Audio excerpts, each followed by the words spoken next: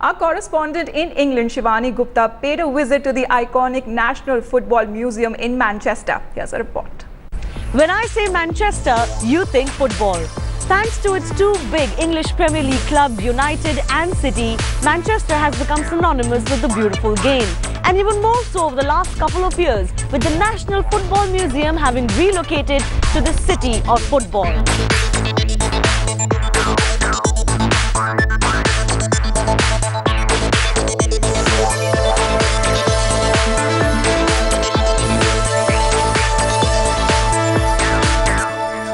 Came to Manchester 2 years ago. We were in another city, Preston, which has a strong football history, but we wanted to come to Manchester because it's known throughout the world as a great football city. Manchester United, Manchester City.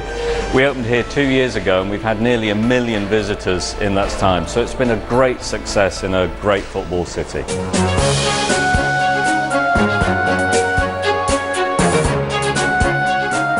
Despite being in a country so deep-rooted in football like England, the museum itself is quite young.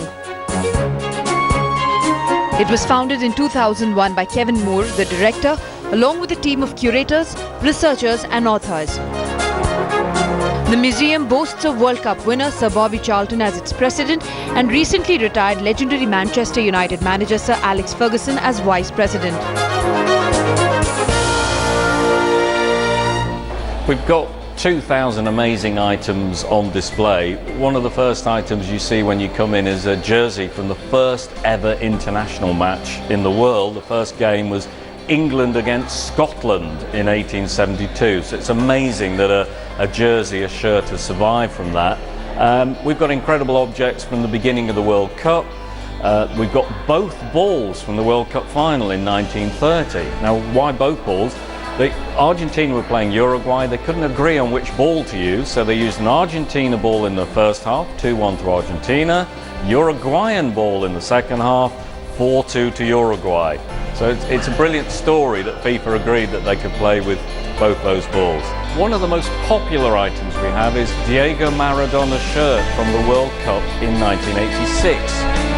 From the quarter-final match when Argentina beat England 2-1, Maradona scored the famous Hand of God goal, but he also scored probably the greatest goal in World Cup history that meant that Argentina beat England. But perhaps its most prized possession is the only precise replica of the original Football World Cup, the Jules Rimet Trophy, and the story behind it is just as fascinating. Yes, an extraordinary story. England's hosting the World Cup in 1966. The Jules Rimet Trophy, the World Cup, is on display at an exhibition centre in London. Very, very embarrassingly for the English Football Association, who are organising the tournament for FIFA, the trophy is stolen. And the brilliant story is a dog called Pickles, he's going for a walk with his owner, and he sniffs at something wrapped in newspaper under a hedge at the side of a road. His owner opens it up and finds it's the World Cup. And during the 1966 World Cup, they used a copy rather than the real trophy. And we have that copy here in the museum.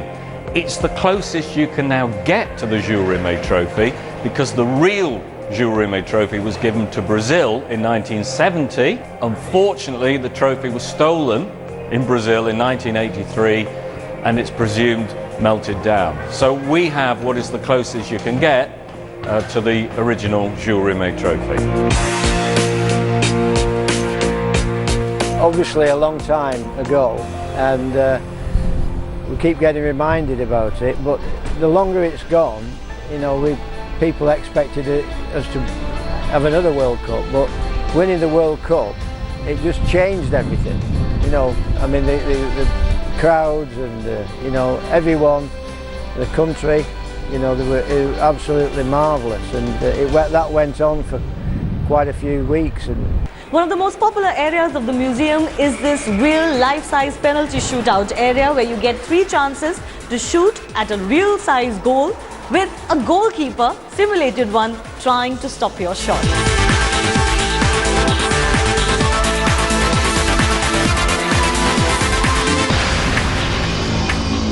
It's very much an interactive museum. Of course, we have more traditional museum displays, wonderful items in glass cases, but we bring the artifacts alive through film, through audio, through interactive elements. It's very much aimed at a family audience. We have a fantastic cinema show, 1 month in English football.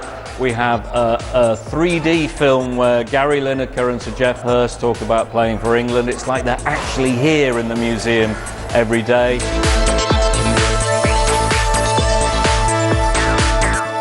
And finally, you can take home a slice of football history with your picture with one of the only 4 EPL trophies.